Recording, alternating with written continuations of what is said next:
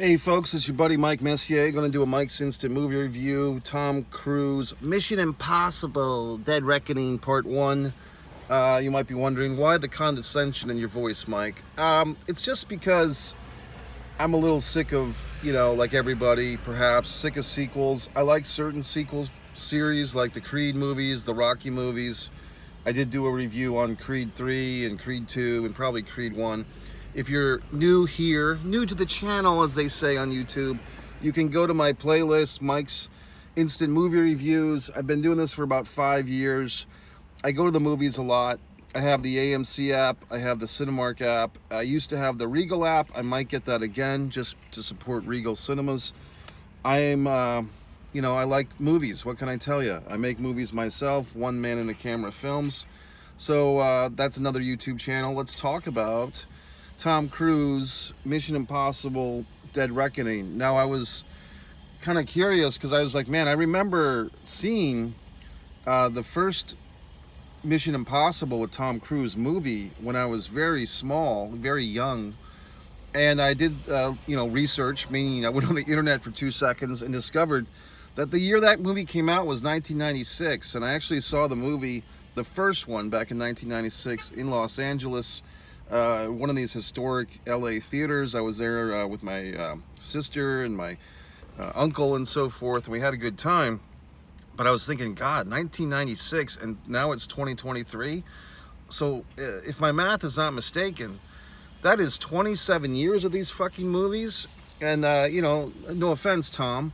I mean, but that's probably older than most of you watching this review, right? So I feel like something like Top Gun Maverick last summer, that's the way to do a sequel. And maybe, my expectations are raised because I'm holding Tom and Associates to that level of the Top Gun Maverick movie, which is a sequel that I didn't think I needed until I did. Because I wasn't a huge mark for the first Top Gun movie. I liked it, but I didn't love it. I think Top Gun Maverick last year was awesome. I saw it 5 fucking times in the theater, yes. And look, I do have some issues with Tom Cruise. Specifically, I feel like he's got a blind spot to this whole Scientology thing. No offense, Tom, if you happen to be watching this. If Tom's just perusing the Mike Messier universe, okay, one Mike Messier, and he says, well, gee whiz, Mike, tell me more about my issues with Scientology. Well, Tom, I'll tell you. You're in a cult. Everybody knows it but you.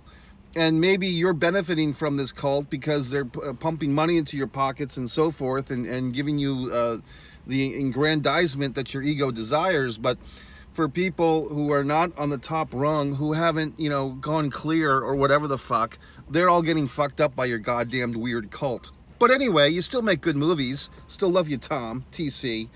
So let's talk about this fucking movie. I kind of feel like I went into this movie not in a great mood.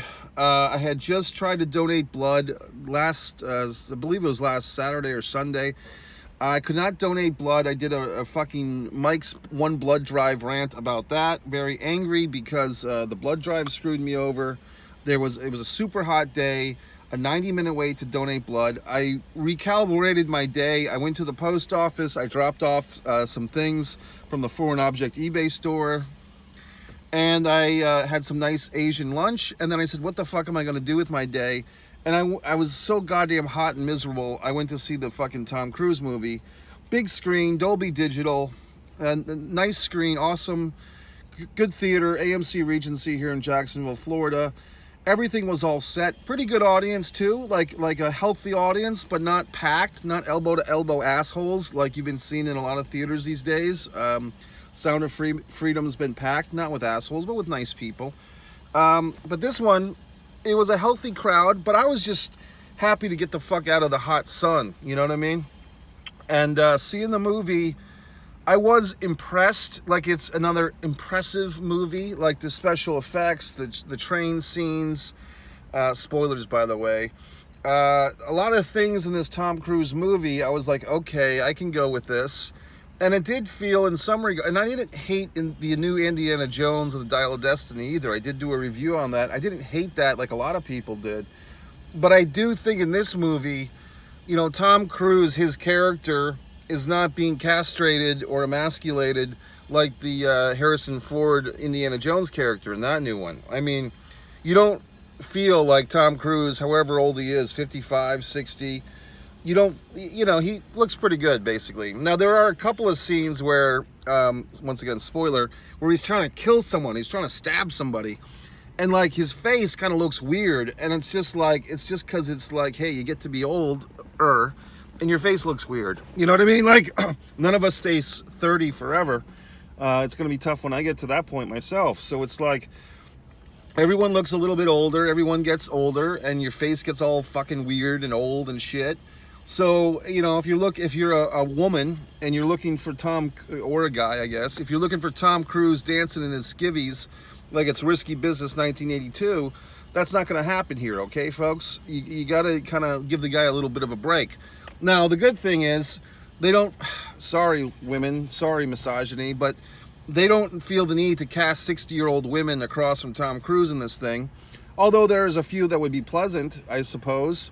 I'm trying to think of one. I mean, Mary Steenburgen still looks great, and so forth. But they basically cast like 30, 35-year-old women across from Cruise. I mean, not as young as his real-life wives, okay? No offense, Kate or whatever the fuck. But they do cast typical Hollywood shit. They cast younger women across the older guy. Not that there's like really romance. There's no James Bond. It's not 1970s Sean Connery or even Roger Moore 1980s James Bond. You don't see him bedding these beauties. It's all business. It's all strictly business.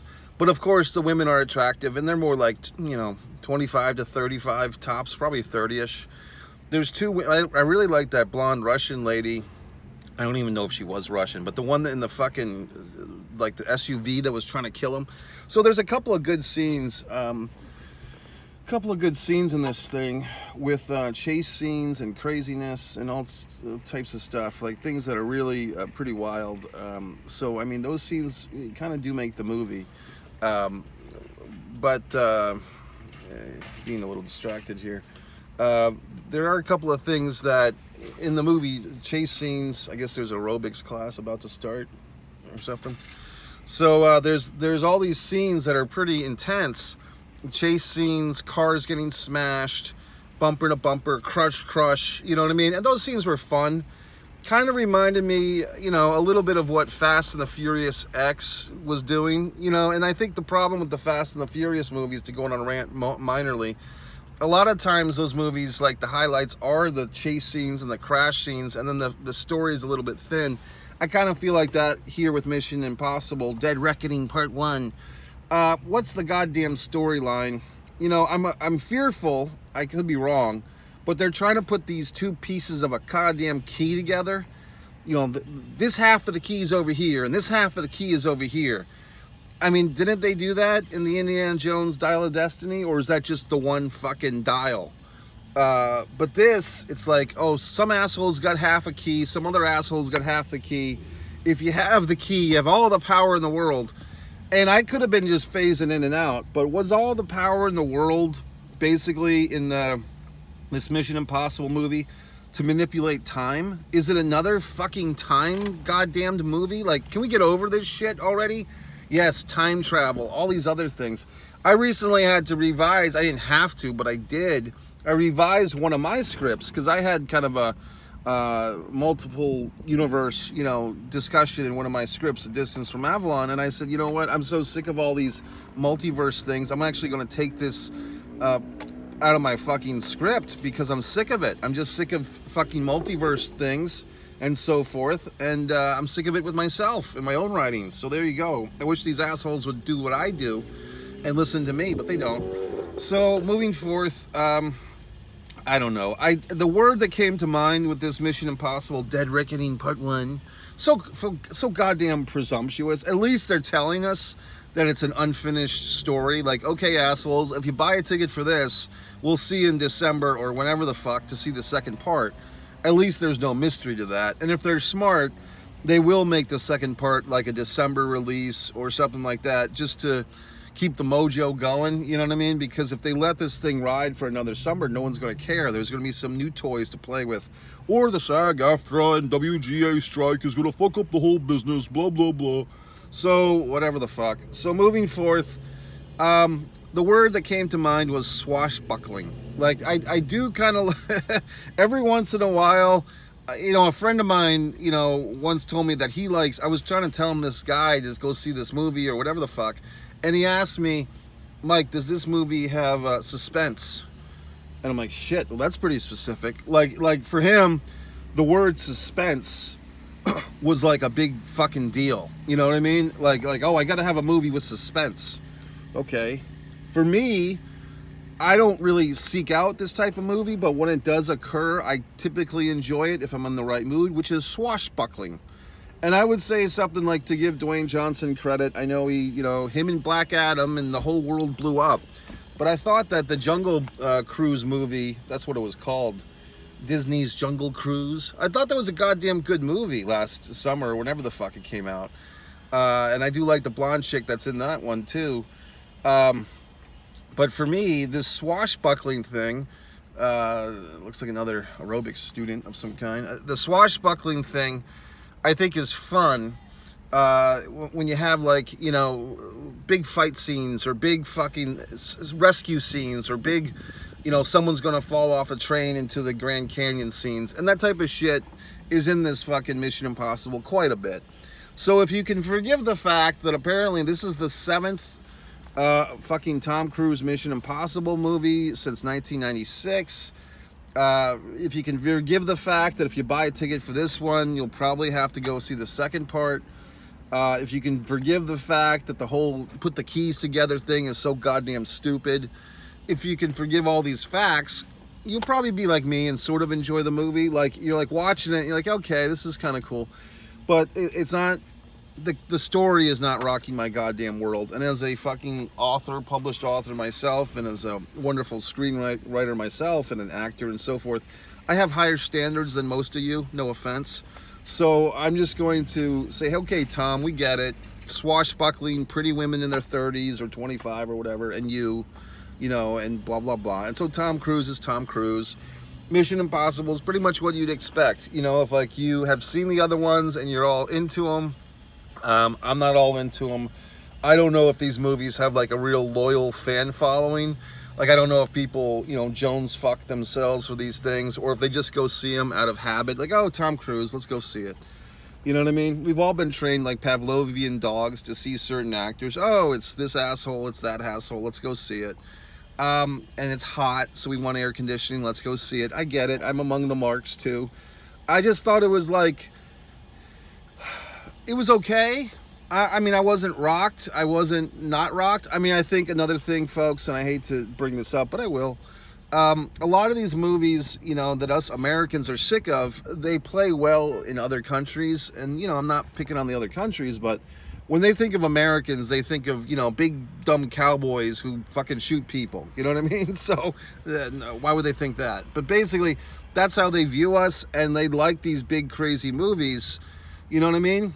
By the way, I did review some films from India the last year or so. The first one I saw was great. It was about this kid who was like dying, and his mom trying to help him. And then like the ones I saw after that were not so great. So I mean, I kind of feel like my standard for these Indian films were really high, and then they quickly devolved, and then I stopped going to see them. So maybe that's on me.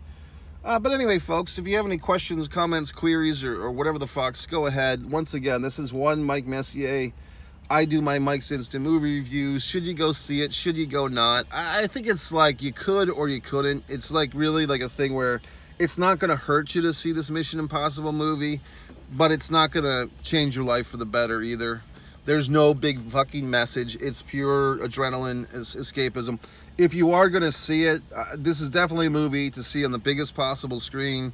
There's so many theaters now with XD screens, Big D screens, IMAX, Dolby Digital, which is pretty much my favorite. Go see a movie. You know, the seats recline these days in most theaters. So, I mean, this is a movie you do want to see on the big screen if you choose to see it. One Man in a Camera Films for my stuff. You can watch for free. One Man in a Camera Films. Okay, see you folks. Have a good day.